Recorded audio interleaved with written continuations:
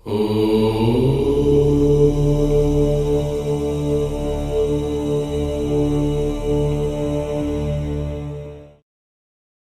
ప్రకారం ఇలాంటి స్థలం కొంటే మనశ్శాంతి ఉండదు, ఒత్తిడి పెరుగుతుంది.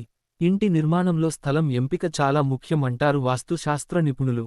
వాస్తవానికి వాస్తు ఇంటి స్థలం ఎంపిక నుంచే మొదలవుతుంది.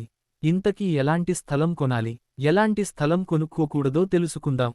వాస్తు ప్రకారం ఎలాంటి స్థలం కొనకూడదు? నదుల దగ్గర, కొండల దగ్గర, శ్మశానాల దగ్గర, దేవాలయం దగ్గరగా ఉన్న ఇళ్ల స్థలాలు కొనకూడదు. అలాంటి ప్రదేశాల్లో ఇల్లు నిర్మిస్తే భవిష్యత్లో ఇబ్బందులు తప్పవు. ఈశాన్యము తగ్గిన స్థలం కొనకూడదు. ఇలాంటి స్థలంలో ఇల్లు కట్టుకుంటే అందులో నివసించే వారికి ఎన్నో కష్టాలు ఎదురవుతాయి. వంశం వృద్ధి క్షీణిస్తుంది, సమాజంలో గౌరవాన్ని కోల్పోతారు.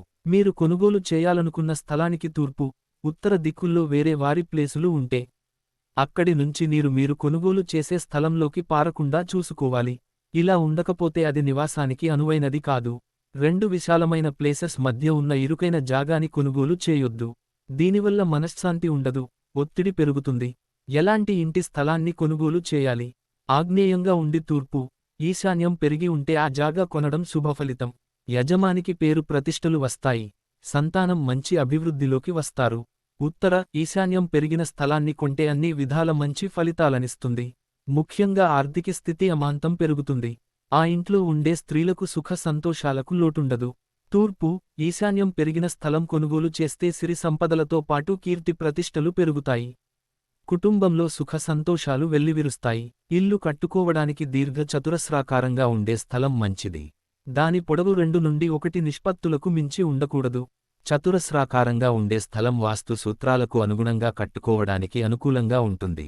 ప్లాటుకు ఉత్తరాన గాని తూర్పున గాని రోడ్డు కలిగిన ప్లాటు మంచిది.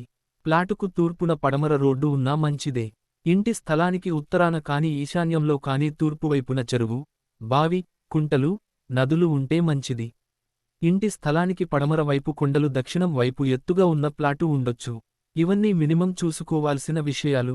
అయితే ఎన్ని తెలుసుకున్నప్పటికీ ఇంటి స్థలాన్ని నేరుగా వాస్తు పండితులకు చూపించిన తర్వాతే ఇంటి నిర్మాణం ప్రారంభించడం మంచిది.